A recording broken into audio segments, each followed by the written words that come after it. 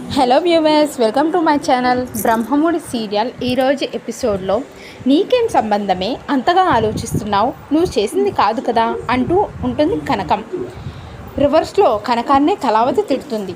అది నా అత్తిల్లు, అతను నా భర్త, మా బంధం విడిపోలేదు, వాళ్ళంతా నాకు కావలసిన వాళ్ళే, ఎట్టు పరిస్థితుల్లోనూ ఆ కుటుంబాన్ని ముక్కలు కానివ్వను అంటూ రెచ్చిపోతుంది.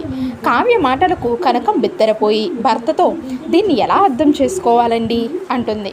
అది ఎవరికైనా ప్రేమిస్తే అంతే కదా కనకం, ఎవరూ బాధపడకూడదు అని ఆలోచిస్తుంది. వీలైతే మనం కూడా దానికి సపోర్ట్గా నిలబెడదాం అంటాడు కృష్ణమూర్తి.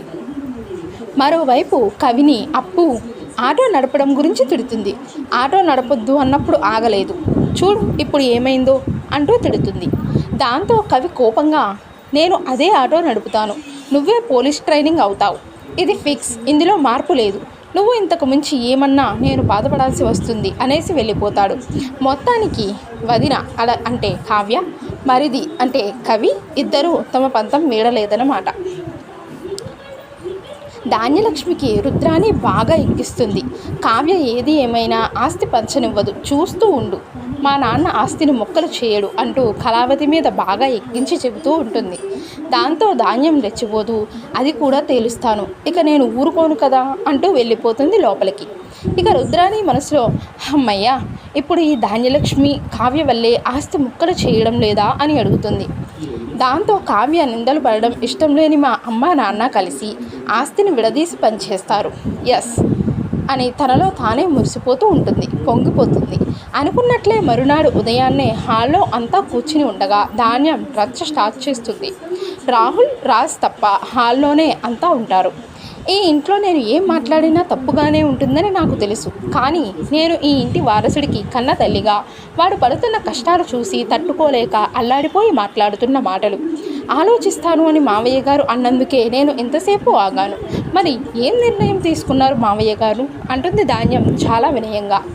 ఇక అప్పుడే రాజ్ కూడా మెట్లు దిగి కిందకు వస్తూ ఆగుతాడు.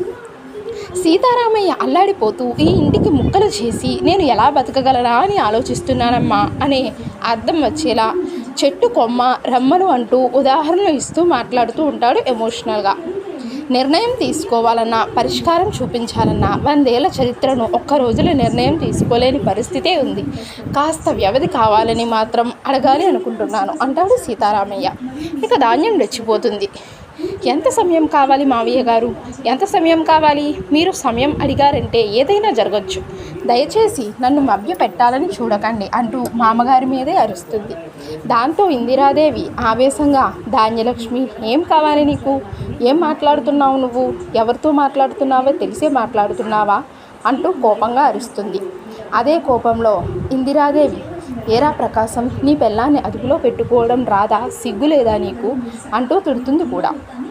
తల దించుకుంటాడు ప్రకాశం బాధగా. నేనేం అంత తప్పుగా మాట్లాడానని అంటూ ధాన్యం అరుస్తుంటే ఇందిరాదేవి ఆవేశంగా పైకి లేచి నోరు ముయ్ అంటుంది.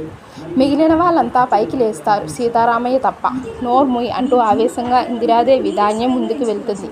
కోడలిగా హక్కులు అడిగే ముందు బాధ్యతలు కూడా తెలుసుకునే ఉండాలి. ఇక రుద్రాని నోరు తెరుస్తుంది. ఏరా, మీ పిన్ని ఏం చేయాలో నువ్వు చెబుతున్నావు, నువ్వు ఏం చేయాలో నీకు తెలుసా, భార్యను పుట్టింట్లో పెట్టి తమ్ముడు భార్యను క్షమించమని సలహా ఇస్తున్నావు, అసలు మొత్తం మూలం పడింది నీ దగ్గరే, ఉమ్మడి కుటుంబం అంటే పెళ్ళాన్ని వదిలేసి ఉండడమా, నోరు మూసుకో అంటూ కోపంగా వెళ్ళిపోతుంది ఇందిరాదేవి. ఇక సీన్ కట్ చేస్తే రాహుల్, రుద్రాణిలు ఆస్తి పంపకాల గురించి మాట్లాడుకుంటూ ఉంటారు. ఎంత కష్టపడి ప్లాన్ చేశానురా రాహుల్, ధాన్యలక్ష్మిని బాగా రెచ్చగొట్టి వదిలాను, కానీ సింపుల్గా తప్పించుకున్నాడు ఆ ముసలోడు. ఇక రుద్రాణి రాహుల్ కోపంగా, హక్కు ఉంది కాబట్టే ఆస్తి రావాలి అనుకుంటున్నాం అన్నట్లుగా మాట్లాడతాడు రాహుల్ స్వప్నతో. అయితే స్వప్న, ఆస్తి వచ్చేది నీ భర్తకే కదా, అది నీకు సంతోషమే కదా, నీకే ఉంటుంది కదా అని రుద్రాణి కూల్గా అంటుంది. ఏది ఏమైనా ఆస్తి ముక్కలు కానివ్వను, గుర్తు పెట్టుకోండి అంటూ వాదించి వెళ్ళిపోతుంది స్వప్న. స్వప్న మాటలకు రగిలిపోయిన రాహుల్, ముందు దీన్ని వేసేయాలి మమ్మీ అంటాడు కోపంగా. మరిన్ని వివరాలు తరువాయి భాగంలో చూద్దాం. మరిన్ని ఎపిసోడ్స్ కోసం మన ఛానల్ని ఇప్పుడే సబ్స్క్రైబ్ చేసుకోండి.